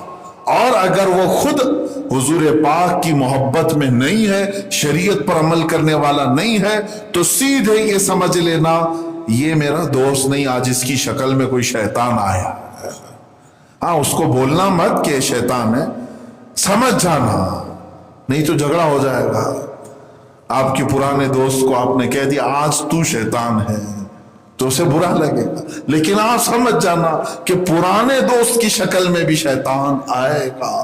جب اس طرح کی باتیں شریعت سے ہٹ کر ذہن میں آئے تو سمجھ لینا کہ یہ میرے اوپر حملہ شروع کر چکا ہے۔ اعوذ باللہ من الشیطان الرجیم کثرت سے پڑھیں۔ جب برے وسوسے آئیں، برے خیالات آئیں، یہاں تک کہ مسلم شریف کی حدیث ہے، حضور صلی اللہ علیہ وسلم فرماتے ہیں شیطان آتا ہے اور یوں کہتا ہے زمین کو کس نے پیدا کیا؟ تم کہتے ہو اللہ نے پیدا کیا۔ وہ پھر سوال کرتا ہے آسمان کو کس نے پیدا کیا؟ تم جواب میں کہتے ہو دل ہی دل میں اللہ نے پیدا کیا، یہ بھی اللہ نے پیدا کیا، وہ بھی اللہ نے پیدا کیا، سب اللہ نے پیدا کیا۔ تمہاری سوچوں کو لیتے جاتا ہے کہاں تک؟ یہاں تک کہ یہ دل دماغ میں ڈالتا ہے اللہ کو کس نے پیدا کیا؟ حضور نے فرمایا شیطان وہاں تک تمہیں لے جاتا ہے اور کبھی یہ خیال کراتا ہے چلو اس سے پہلے کیا تھا؟ آدم علیہ السلام، ان سے پہلے کیا تھا؟ ان سے پہلے کیا تھا؟ یہ زمین سے پہلے کیا تھا؟ آسمان سے پہلے کیا تھا؟ وہ سب سے پہلے اللہ تھا۔ پھر دماغ میں ڈالتا ہے اللہ سے پہلے کیا تھا؟ یہی تو بہت سارے بہکے ہوئے ہیں، گمراہ ہیں، حدیث میں ہے جب اس طرح کے خیالات آنے لگیں تو سمجھ لو کہ شیطان تمہاری نسوں میں دوڑ رہا ہے. اس وقت فوراً اس جگہ کو چھوڑ کر کے اٹھو اور اعوذ باللہ من الشیطان الرجیم پڑھو. اللہ حفاظت فرمائے. یہ اللہ کا وعدہ ہے. تو یہاں سے بات پتہ چلتی ہے کہ جن چیزوں سے اللہ نے ہمیں روکا ہے، منع کیا ہے، وہ دو قسم کی چیزیں ہیں. ظاہر سی بات ہے جن چیزوں سے روکا گیا ہے اس کو گناہ کہتے ہیں. گناہ کیا چیز ہے؟ اللہ نے جس کے کرنے کو منع کیا وہی گناہ. تو وہ دو قسم کے ہیں، کچھ بڑے ہیں اور کچھ چھوٹے ہیں. بڑوں کو کبیرہ گناہ کہتے ہیں، چھوٹے کو صغیرہ گناہ کہتے ہیں. تو کبیرہ اور صغیرہ کیا چیز ہے ایک لمبی بحث ہے. انشاءاللہ العزیز زندگی باقی رہی تو میں سبقاً آگے تک عرض کرنے کی کوشش کروں گا. اللہ عز و جل کا یہ وعدہ کہ اگر تم بڑے گناہوں سے بچتے رہے تو ہم چھوٹے گناہ معاف کریں گے. اب یہ بڑے گناہ کیا ہیں، کبیرہ گناہ کسے کہتے ہیں؟ ہر مسلمان کو چاہیے کہ وہ کبیرہ گناہوں کی ڈیفینیشن معلوم کر لے، اس لیے کہ وہاں جانا گویا کہ ہلاکت میں جانا ہے.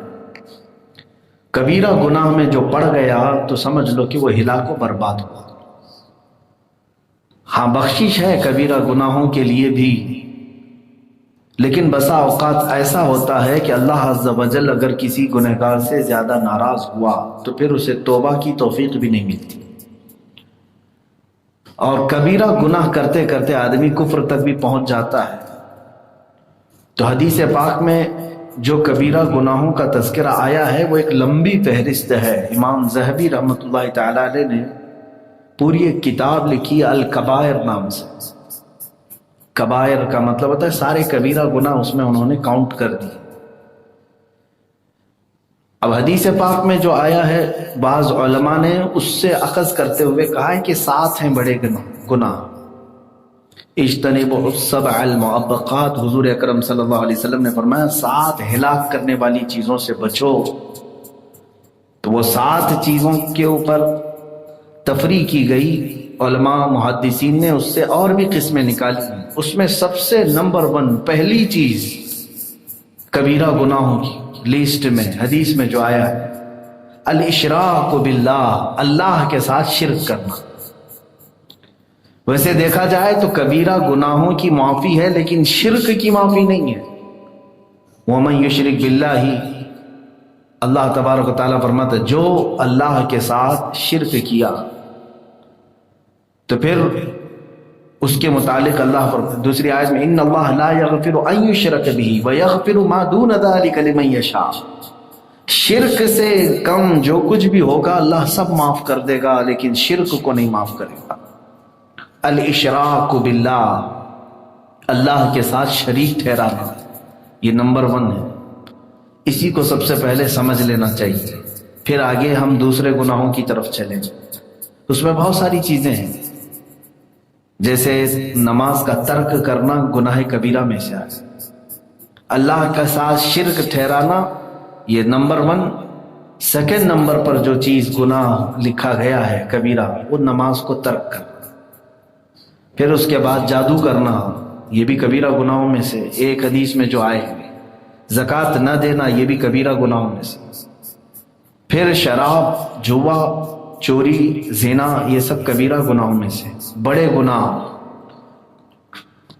اور دوسری حدیثوں میں جھوٹ کو بھی کبیرہ گناہوں میں رکھا گیا، جو تقریباً سب کے ہاں زبان زد ہو گیا ہے. یوں سمجھ لو کہ جو کبیرہ گناہوں میں مبتلا ہے وہ رحمت الہی سے محروم ہے. اللہ کی نظر رحمت سے وہ محروم بندے ہیں جو کبیرہ میں. صغیرہ کا مطلب ہوتا ہے چھوٹے گناہ ہیں، کبھی زبانی طور پر پھسل ہو گئی، آنکھوں سے کوئی مسئلہ ہو گیا، یہ صغیرہ گناہوں میں سے آتے ہیں. یعنی جو آداب ہیں وہ آداب نہیں بجا لایا. اور کبیرہ گناہوں میں حقوق الوالدین بھی ہے، والدین کی نافرمانی، یہ بھی کبیرہ گناہوں میں سے. میں آج سب سے پہلی والی چیز پر ہی گفتگو کرتا ہوں. رب تعالیٰ نے فرمایا کہ اشراک باللہ یعنی اللہ کے ساتھ شرک، یہ اللہ کو پسند نہیں۔ جس نے اللہ کے ساتھ شرک کیا، شرک کی بھی دو قسمیں ہیں، یہ بھی سمجھ کے چلیں۔ شرک بھی دو قسم، شرک جلی، شرک خفی۔ جلی کا مطلب ہوا یہ جلا ہوا نہیں، ظاہر کھلے عام شرک کرنا، کسی کو دوسرا خدا مان لیا، یہ شرک جلی ہے۔ کسی کو دوسرا رازق مان لیا، اللہ کی ذات یا صفت میں دوسرے کو اس کے برابر تسلیم کر لیا، شرک جلی ہے۔ چاہے وہ نبی کو ہی کیوں نہ ہو، رسول کریم صلی اللہ تعالیٰ علیہ وسلم کو بھی اگر خدا کے برابر مانا تو وہ شرک کیا، اس نے شرک جلی ہے، کھلے عام شرک کرنا۔ یہاں ڈیفینیشن میں کچھ لوگ دھوکہ کھا جاتے ہیں، جیسے جماعت اہل حدیث اور دیگر کچھ مکاتب فکر کے لوگ ہیں، وہ شرک کی ڈیفینیشن سمجھ نہ پاکتے ہوئے سب کے اوپر شرک کو ٹھوک دیتے ہیں۔ انبیاء اکرام علیہ السلام کی تعریف میں کبھی کبھار ہم لوگ انہیں جس انداز سے تعریف کرتے ہیں تو بعض لوگوں کو ایسا لگتا ہے کہ ہم نے انہیں خدا تک پہنچا دیا۔ ایسا ہرگز نہیں، ایسا ہرگز نہیں۔ ویسے دیکھا جائے تو میں آپ کو بتاؤں، شرک جلی میں جو چیزیں گنائی گئی ہیں، الطبلہ والتمائم شرک، یہ حدیث میں ہے۔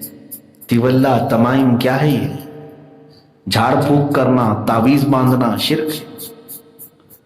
تو اس اعتبار سے دیکھا جائے تو میرا ہی معاملہ سب سے پہلے آئے، اور کسی آج کے ماحول میں بتا دیا جائے تو اس پر بھی ایک فتویٰ ہے، حدیث میں ہے جھاڑ پھونک کرنا اور تعویذ باندھنا۔ تو یہ ایک ظاہری لفظ اتنا ہی اس کو لے لیا، اور بعض لوگوں نے اس کے پیچھے الرقا، یہ بھی حدیث پاک میں ہے، اور منکے جو پہنتے ہیں، منکا بولتے ہیں یا جو بھی گلے میں پہنایا جاتا ہے نظر بد کے لیے، یہ تین چیزوں کا حدیث میں ذکر آیا ہے، اور صاف یہ لفظ ہے کہ یہ شرک ہے اللہ کے ساتھ۔ اور اسی کو لے کر کے تو سعودی جب بھی کوئی جاتا ہے سنی، اس کے گلے سے یہ لوگ تعویذ کھینچ ڈالتے ہیں احرام کی حالت میں۔ اگر وہاں کے متوع یا مکوع ہیں، وہ کھینچ لیتے ہیں تعویذ، کھینچ لیتے ہیں اور توڑ دیتے ہیں، وہ کہتے ہیں ہذا شرک، یہ شرک ہے، کیونکہ حدیث میں صاف آیا ہے تعویذ لٹکانا، جھاڑ پھونک کرنا، منکا ڈالنا۔ میرے عزیزوں، یہ کیا ہے اس کی ڈیفینیشن؟ آپ بھی پریشان ہو، اور اکثر کے گلے میں تو ابھی تعویذ ہوگی، اور کچھ کو تو میں نے ہی دیا ہوگا۔ تو اب یہ اللہ رب العزت کے ساتھ شرک ہے، تو پھر شرک کیسے ہو سکتا ہے؟ یہاں پر اس کی ڈیفینیشن یہ ہے، اللہ مؤثر حقیقی ہے، حقیقت میں اثر دینے والا وہی ہے۔ اگر کسی بندے نے تعویذ کے بارے میں یقین کر لیا، منکے کے بارے میں یقین کر لیا، دھاگے کے بارے میں یقین کر لیا کہ اس کا خود کا ایک ذاتی اثر ہوتا ہے، اور چاہے کوئی چاہے یا نہ چاہے یہ خود ہی اثر کرتی ہے، تو یہاں جا کر کے اس نے دوسرا خدا مان لیا۔ جیسے اللہ ہمیں اثر دیتا ہے، ایسے ان کو اگر دیکھا جائے تو میرے عزیزو، اس میں تعویذ دھاگے کی کیا خصوصیت؟ ہر گولی دوا بھی شرک ہو جائے گا اگر یقین کر لیا کہ صرف گولی ہی جو ہے مؤثر حقیقی ہے، تو یہاں پہ بھی شرک ہو جائے گا۔ ہر دوا بھی کھاؤ تو یقین یہی رکھو کہ اثر اللہ دے گا۔ یہ بات سمجھ کر کے چلے، نہ ڈاکٹر کے ہاتھ میں ہے، نہ گولیوں کے ہاتھ میں ہے، نہ گولیوں کے قدرت میں ہے۔ اگر اللہ نہ چاہے تو دنیا کے سارے معجون ملا کر کے تمہارا بخار نہیں اتار سکے، اور اگر اللہ چاہے تو کسی کنکر اور کانٹے سے بھی تمہارا بخار اتر جائے۔ تو مؤثر حقیقی کون ہے؟ اللہ رب العزت ہے۔ تو تعویذ کا جو ذکر آیا ہے حدیث میں، وہ شرکیہ تعویذ ہوا کرتے تھے۔ عرب میں کفار جو ہے بتوں کی عبارتیں اس میں لکھتے تھے، بتوں سے مدد مانگتے ہوئے کہ لات و عزا، اے منات و حبل، تم اس بندے کو فلاں کر دو، فلاں کر دو۔ اس میں لکھ کر کے وہ پھر وہ لٹکاتے تھے گلے میں۔ ہم تو ایسے لات و عزا منات کو نہیں پکارتے، ہم جو تعویذ لکھ کر کے دیتے ہیں اس میں تو یہی ہوتا ہے، حسبنا اللہ و نعم الوکیل، نعم المولا و نعم النصیر۔ ہمارے لیے اللہ کافی ہے، بہترین وکیل ہے، بہترین مددگار ہے۔ اللہ رب العزت کے نام سے اور قرآنی آیات احادیث بزرگوں سے ثابت یہ چیزیں لکھ کر کے دینا یہ شرک نہیں ہے۔ بات سمجھ میں آ گئی؟ بعد میں میری پہلی والی چھوٹی سی تقریر کو کٹ کر کے کوئی یہ نہ کہہ دے کہ مفتی صاحب نے تعویذ کو شرک کہہ دیا، پھر اس کو وائرل کر لیں کہ اتنا سا حصہ نہ کٹ کیا جائے، آدھی بات نہ کٹ کریں، پوری بات لے لیں۔ تو شرک جو ہے اس تصور کو کہتے ہیں کہ اللہ کے طرح مؤثر سمجھنا، یہ شرک ہے۔ یہ شرک جلی کی بات میں بتا رہا ہوں، اللہ کی ذات اور اس کی صفت کے ساتھ کسی دوسرے کو شریک ٹھہرانا۔ میرے عزیزوں، بسا اوقات یہ شرک کی وادیوں میں ہمارے بھولے بھالے مسلمان چلے جاتے ہیں، جیسے کیونکہ ہم جس ماحول میں رہ رہے ہیں وہ مشرکین کا ہی تو ماحول ہے۔ یہاں پر کفار مشرکین جو بت پرست لوگ ہیں وہ زیادہ ہیں ہندوستان میں، تو ان کا دیکھا دیکھی کچھ مسلمان بھی اس راستے پر چلے جاتے ہیں۔ بچے کو اگر کچھ ہوا تو کسی جھاڑ کے پاس سنائی دیا، ایسی خبر ملی کہ وہاں جانے سے بچہ صحیح ہوتا ہے، تو لے کر کے گئے جھاڑ میں، اس کو دھاگا باندھ کے آ گئے۔ کیوں؟ جھاڑ کیا کرنے والا ہے؟ تو یہ عقیدہ مشرکین کا عرب میں بھی تھا۔ اسی طرح مزارات پر اولیاء کاملین کے ہاں جا کر کے یہ دھاگے باندھنا، تالے باندھنا، یہ تمام چیزیں صحیح سند سے کہیں پر بھی اسلامی ثبوت میں نہیں ہیں۔ آپ عقیدہ اہل سنت پر ہیں، مزارات اولیاء ہمارے لیے اس لیے ہے کہ ان سے سفارش کی جائے کہ وہ اللہ کے مقبول بنتے ہیں۔ وہ اپنی قبروں سے اگر اللہ کی بارگاہ میں ہمارے لیے سفارش کر دے تو اللہ ہمیں شفا عطا فرمائے گا، یہ عقیدہ ہونا چاہیے۔ ہاں وہ مدد بھی کرتے ہیں، جو اللہ نے انہیں طاقت دیا ہے اس تصرف سے وہ مدد بھی کرتے ہیں، لیکن اللہ کے برابر نہیں۔ اللہ نے انہیں جتنی اجازت دی اتنی مدد کرتے ہیں، وہ چاہے انبیاء اکرام ہو، رسولان اعظام، سب کے متعلق یہ شرک کا ٹاپک اتنا اہم ہے کہ اس میں بہت سارے لوگ ہچکولے کھا جاتے ہیں۔ اور جھاڑ کے پاس جانا یا کسی ایسے کے پاس، دیکھیں حدیث میں سناتا ہوں، حضور اکرم صلی اللہ علیہ وسلم فرماتے ہیں جس نے کسی کاہن کو اپنا ہاتھ دکھایا، جوتش کو، حضور فرماتے ہیں اس نے محمد کا انکار کر دیا، کفر کر دیا، فقط کفر بما انزل علی محمد صلی اللہ علیہ وسلم۔ جوتش کے پاس، باباؤں کے پاس جا کر کے ہاتھ دکھانا اور پھر وہ لکیریں دیکھ کر کے بابا تمہارا بھوش بتائے، جوتش تو اٹکل پچھو مارے گا کچھ نہ کچھ، ایک آدھ چیزیں تیر لگ جائے گی اور پھر کہو کہ بابا پہنچے ہوئے۔ یہاں سے شرک کے راستے کھلتے ہیں۔ اللہ کی ذات پر توکل اور یقین نہ ہونے کے بعد بندہ اس طرح در در پھٹکتا ہے۔ حضور اکرم صلی اللہ تعالی علیہ وسلم جو سب سے پاورفل دنیا میں انسانوں، اس کے باوجود وہ یہ کہتے ہیں انما اشکو الی اللہ، میں اللہ کے پاس اپنی شکایت عرض کرتا ہوں، اپنی بیماری اللہ کی بارگاہ میں پیش کرتا ہوں، اپنی کمزوری اللہ سے عرض کرتا ہوں، کیونکہ اسی نے مجھے پیدا کیا، وہی شفا بھی دیتا۔ ہاں کچھ چیزیں ذریعہ ہوتے ہیں، لیکن اس پر یقین کر لینا اور اصل خالق پر یقین چھوڑ دینا، یہاں سے شرک کا دروازہ کھلتا ہے۔ بسا اوقات لوگوں کو میں دیکھ رہا ہوں، ان کو اللہ کی ذات پر یقین کم ہے، تعویذ پر زیادہ یقین، دھاگے پر زیادہ یقین ہے کہ حضرت کر کے دے دے گی، اس سے سب ہو جائے گا۔ تم نماز نہیں پڑھ رہے، تم اپنے رب کی بارگاہ میں سجدہ ریز نہیں ہو رہے، اور پھر ان تمام چیزوں پر تم یقین کر رہے ہو۔ میں تو بارہا کہتا ہوں کہ تم پورا قرآن بھی گلے میں لٹکا کے گھومو، تعویذ میں تو ایک آدھ آیتیں ہوتی ہوں گی الگ الگ مرض کے متعلق، پورا قرآن ہی چھوٹا لکھوا کر کے یا پرنٹ کروا کے گلے میں ڈال کر کے گھومو، تو بھی تمہارے لیے وہ اثر نہیں دے گا جب تک تم اللہ کی ذات پر یقین نہیں رکھتے۔ تم رب تبارک و تعالیٰ کی ذات پر یقین رکھو کہ مؤثر حقیقی، حقیقت میں اثر پیدا کرنے والا اللہ رب العزت ہے۔ تو شرک کے دروازے جو کھلتے ہیں، یہ کبیرہ گناہ جس لسٹ میں یہ پہلا نمبر ہے، اشراک باللہ، اللہ سے شرک کرنا۔ ایک بات یاد رکھو، اگر ان حالات میں موت آ گئی، ان حالات میں اگر موت آ گئی، معاذ اللہ رب العالمین، شرک کی موت جس میں جہنم میں ہمیشہ ہمیش کے لیے اسے بھیجا جائے گا، فی ناری جہنم و فیہا خالدون، اللہ نے فرمایا کہ وہ جہنم کی آگ میں رہے گا اور ہمیشہ ہمیشہ کے لیے جلے گا۔ کون؟ جو اللہ کے ساتھ شرک کیا۔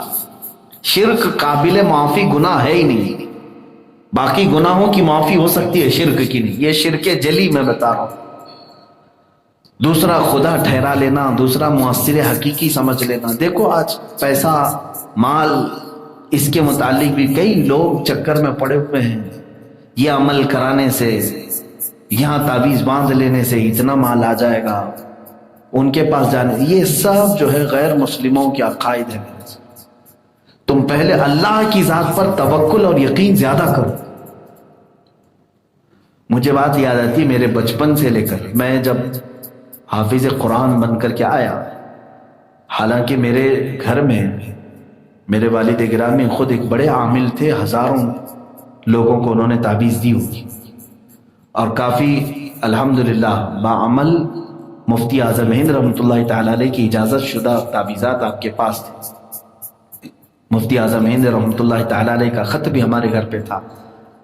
میں صرف یہ بات آپ کو اس لیے شیئر کر رہا ہوں کہ جب میں آیا تو ہماری والدہ نے کہا تھا کہ اس کو بھی ایک تعویذ دے، نظر نہ لگے، نظر بد کے لیے اس کو تعویذ دی۔ آج تک شاید میں آپ کو بھی بہت سارے لوگوں کو تعویذ دیا ہوں، آج تک کی بات میں عرض کر رہا ہوں، اب تک میں کوئی تعویذ نہیں پہنا۔ تعویذ پہننا گناہ نہیں ہے، جائز ہے، لیکن والد گرامی نے ہمیں یہ نصیحت کی کہ جو تم نے قرآن یاد کیا ہے، سینے میں محفوظ ہے، وہ اللہ کا کلام ہے، اس پر یقین زیادہ رکھو۔ اور اللہ رب العزت کا کلام جب سینے میں موجود ہے تو پھر الگ سے باہر کچھ لٹکانے کی کیا ضرورت ہے؟ تو ایک چیز، یہ یقین بچوں کے دلوں میں اس طرح سے ڈالا جاتا ہے کہ اللہ ہمارے ساتھ ہے، ہم اللہ کی ذات پر یقین زیادہ رکھیں۔ ٹھیک ہے، تسلی کے لیے جو ہے نا گولی دی جاتی ہے، اسی طرح تعویذ بھی تسلی کے لیے۔ مفتی اعظم ہند رحمۃ اللہ تعالی علیہ ہزاروں تعویذ لکھ چکے، میرے والد خود گواہ ہیں، فرماتے ہیں کوئی آیا بچوں کے لیے اولاد نہیں ہے، مفتی اعظم ہند اس میں لکھ رہے ہیں بسم اللہ الرحمن الرحیم اللہم صلی علی سیدنا محمد وعلی آلہ واصحابہ وبارک وسلم۔ تعویذ یہ تو آپ کو بھی معلوم ہو جائے گا، بسم اللہ لکھا، درود لکھا۔ کوئی آیا بخار کے لیے، اس کو بھی وہی تعویذ دی۔ جلدی میں ہیں کہیں پر، کئی قسم کے لوگ الگ الگ آ رہے ہیں، بسم اللہ لکھا اور درود لکھا اور دے دیا۔ ہمارے والد فرماتے ہیں کہ ہم نے پوچھا کہ حضور نقش ہیں، ہر ایک کے لیے الگ الگ نقش ہیں، ہر بیماری کے لیے تعویذ الگ ہے، اولاد کے لیے، روزی کے لیے، بہت سارے جو عاملین نے کتابیں لکھی ہیں باضابطہ، میں نے خود بھی اس پر بہت دنوں تک عمل کیا ہے۔ تو مفتی اعظم ہند وہ تقوی اور توکل کے اعلیٰ درجے پر تھے، انہوں نے فرمایا، ہمارے والد فرماتے تھے کہ بیٹا یہ چیزیں جو کچھ بھی ہیں ہم لکھ دیتے ہیں، اور سارے نقوش بھی اگر ہم لکھ کر کہتے ہیں اللہ نہ چاہے تو اسے کچھ بھی نہیں ہوگا، ہم تو صرف ذریعہ ہیں، بسم اللہ لکھو کہ تم ابجد لکھو، اللہ چاہے تو اسی کے ذریعے اسے شفا دے دے گا۔ توکل اللہ کی ذات پر، اور اسی کے ساتھ وہ درود ہی جو ہے ان کے لیے اثر بھی پیدا کرتا، جو جس کام کے لیے آتا اس کا کام ہو بھی جاتا، اس لیے کہ دینے والا اللہ کی ذات پر یقین کیا ہوا ہے۔ ہونا یہ چاہیے کہ لینے والا بھی یقین کر لے تو اثر اور جلدی ہوگا۔ عزیزان گرامی، یہاں پر صرف تعویذ کا ٹاپک نہیں ہے، لیکن شرک کیا چیز ہے اس کی ڈیفینیشن ہر مسلمان کو جاننا ضروری ہے۔ اللہ کے ساتھ کہیں انجانے میں بھی شرک نہ ہو جائے، بھول کر کے بھی کہیں ہم شرک نہ کر بیٹھے، کیونکہ ہم دنیا میں کسی اور طاقت کو بڑا تصور کرتے ہوئے سارا دماغ اسی پر رکھ لیا اور اللہ کی طرف توجہ ہی نہیں گئی، تو پھر شرک کا دروازہ شیطان یہاں سے کھولتا، یہاں سے شیطان کھول لیتا ہے کہ تم سارا کا سارا یقین اسی پر کر کے بیٹھے۔ ظاہر سی بات ہے اسباب پر رکھا ہے اللہ نے دنیا کو، لیکن خالق اسباب کون ہے؟ اللہ رب العزت۔ مثال کے طور پر اب میں آپ کو ایک بات یہ بتا دوں، روٹی جو ہے ڈائریکٹ نہیں آتی، روٹی ڈائریکٹ کھیت سے نہیں آتی، کھیت سے بالیاں نکلتی ہیں، آٹا ہوتا ہے، گوندھا جاتا ہے، توے پر جاتی ہے، پھر پک کر کے آتی ہے، اتنے سارے راستوں سے ہو کے آتی ہے۔ یہ اسباب ہیں، لیکن ہمارا یقین یہ بھی ہونا چاہیے کہ اگر اللہ چاہے تو بغیر سبب کے بھی دے دے گا، اور دیا ہے۔ کبھی اس نے کئی مرتبہ خوان نعمت اتارا ہے اپنے نبیوں پر، دسترخوان اتارے، اور تم کو خود بھی پتہ نہیں چلے گا کہ تمہارے گھر میں جو تم روٹیاں بنا کر رکھے ہو کب اس میں روٹی زیادہ ہوئی کم ہوئی، تمہیں خود بھی نہیں پتہ چلے۔ اللہ چاہے تو براہ راست بھی تمہیں دے دے گا، لیکن اس نے اسباب پر دنیا کو رکھا ہے، تو انسان کو یہ نہیں کہا گیا کہ اسباب پہ بھروسہ کر کے بیٹھ۔ یہاں سے شرک کا دروازہ کھلتا ہے، شرک کا دروازہ کھلتا ہے۔ تمہیں خالق اسباب پر یقین ہو، اللہ کی ذات پر توکل زیادہ ہو، وہی ساری چیزیں کرنے والا ہے۔ اب یہ ایک شرک جلی، اب شرک خفی کیا ہے؟ ایک چھپا ہوا شرک ہے، یہ بڑے گناہوں میں سے۔ چھپا ہوا شرک کیا ہے؟ انسان اس میں انجانے میں کر جاتا ہے، لیکن یہ بڑا گناہ ہے۔ حضور اکرم صلی اللہ تعالی علیہ وسلم نے فرمایا، ریاکاری، دکھاوا کرنا، یہ شرک خفی۔ کوئی عمل اگر تم نے دکھاوے کے لیے کیا تو یہ چھپا ہوا شرک ہے۔ کیسے شرک ہو سکتا ہے؟ شرک کا مطلب کیا ہے؟ اللہ کے ساتھ کسی کو شریک ٹھہرا، اللہ کے ساتھ کسی کو شریک۔ مثال میں بتا رہا ہوں، آپ کھڑے ہوئے نماز کے لیے، نماز کس کے لیے پڑھ رہے ہیں آپ؟ اللہ کے لیے، لیکن میرے لیے بھی اگر نیت آ گئی تمہاری کہ یہ بھی دیکھ رہے ہیں مجھ کو، کس کے ساتھ شریک کر دیا؟ یہ ہوتا ہے شرک خفی۔ نماز میں اگر تم نے یہ خیال کیا کہ فلاں بھی مجھے دیکھ رہا ہے تو میں اس کے لیے بھی تھوڑا سا صحیح ہو کر کے نماز پڑھ لوں، تو گویا کہ تم نے ایک عبادت میں دو لوگوں کو شریک کر لیا، ایک اللہ کو اور پھر یہ دوسرے لوگ۔ عزیزان گرامی، یہ ہے شرک خفی۔ اس کے متعلق امام ذہبی رضی اللہ تعالیٰ عنہ نے بڑے عجیب واقعات بھی لکھے ہیں کہ جو کچھ بھی عمل تم نے دکھاوے کے لیے کیا تو ایسا ہی ہے۔ حدیث میں ہے، ریاکاری کرنے والا دکھاوے کے لیے بہت سارے اعمال کر لے، وہ قرآن پہ قرآن ختم کر لے، رکعت پہ رکعت پڑھ لے، روزے پہ روزے رکھ لے، حج پہ حج کر لے، چاہے وہ شہسوار ہو اعمال کا، لیکن وہ جس وقت لے کر جائے گا اعمال پورے اس کے منہ پر مار دیے جائیں گے۔ ریاکاری، دکھاوا عمل میں اگر آ گیا، یہ سب کو خود کو پتہ چل جاتا ہے۔ کیسے معلوم ہوگا ریاکاری ہے یا نہیں؟ یہ تمہیں خود ہی معلوم ہو جاتا ہے کہ اگر میری عبادتوں کو دیکھ کر لوگ میری تعریف کر رہے ہیں تو گویا کہ تم نے اب تک کی عبادتیں دکھاوے کے لیے کیا تھی۔ ریاکاری کیسے پتہ چلے کہ تمہارے اندر ہے یا نہیں؟ تو فرمایا گیا کہ تم اپنی نیکیوں کو ایسے ہی چھپاؤ جیسے گناہوں کو چھپاتے ہو۔ بات سمجھ میں آ رہی ہے؟ ہر آدمی اپنے گناہ چھپاتا ہے، تو فرمایا کہ اپنی نیکیوں کو اسی طرح چھپائے جیسے گناہوں کو چھپاتا ہے، کہ اپنے نیکیاں بھی لوگوں کے سامنے ظاہر نہ کرے، ورنہ وہ ریاکاری ہے۔ ریاکاری میں جو بھی عمل آیا وہ ضائع ہو گیا۔